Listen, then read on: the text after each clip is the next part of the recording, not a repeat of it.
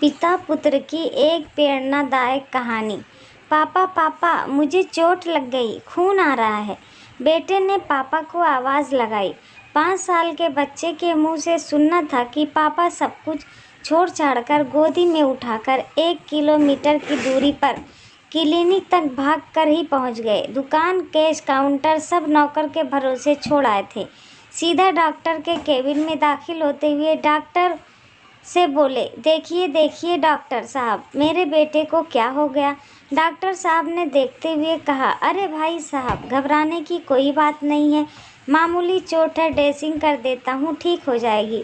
सेठ जी, डॉक्टर साहब कुछ पेन किलर लिख देते तो दर्द कम हो जाता। अच्छी से अच्छी दवाइयाँ लिखना ताकि चोट जल्दी ठीक हो जाए और घाव भर जाए।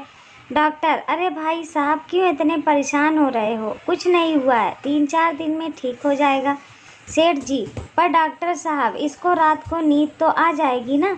डॉक्टर, अरे हाँ भाई हाँ, अब आप चिंता मत करो। बच्चे को लेकर लौटे तो नौकर बोला, सेठ जी, आपका ब्रांडेड महंगा शर्ट खराब हो गया, खून लग गया, अब ये दाग नहीं निकलेंगे। सेठ जी, भाई साहब, कोई नहीं, ऐसे शर्ट बहुत आएंगे जाएंगे। मेरे बेटे का खून बह गया, वो चिंता खाए जा रही है, कमज़ोर ना हो जाए। तू जा, एक काम कर, थोड़े सूखे मेवे फ्रूट ले आ, इसे खिलाना पड़ेगा। और हाँ, अब 4-6 दिन मैं नहीं आऊँगा, तू दुकान संभाल लेना, क्योंकि बेटे की देखरेख करनी है।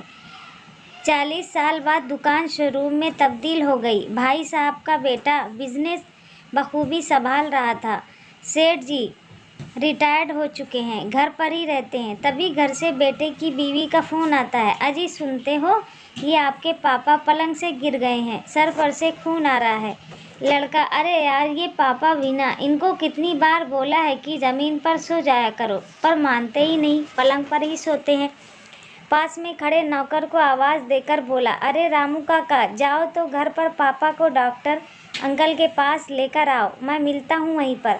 बूढ़े हो चुके रामू काका चलकर धीरे धीरे घर जाते हैं। तब तक सेठ जी का काफ़ी खून बह चुका था। बहू मुंह चढ़ाकर बोली, ले जाओ जल्दी, पूरा महंगा कालीन खराब हो गया है। काका जैसे तैसे जल्दी से रिक्शा में सेठ जी को डालकर क्लिनिक ले गए। बेटा अब तक नहीं पहुंचा था।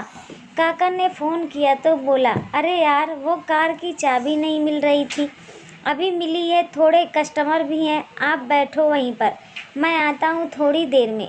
जो दूरी 40 साल पहले एक बाप ने बेटी के सर पर खून देखकर 10 मिनट में बेटे को गोदी में उठाकर भागकर तय कर ली थी, आज वही दूरी बेटा 1 घंटा 10 मिनट में कार से भी तय नहीं कर पाया था।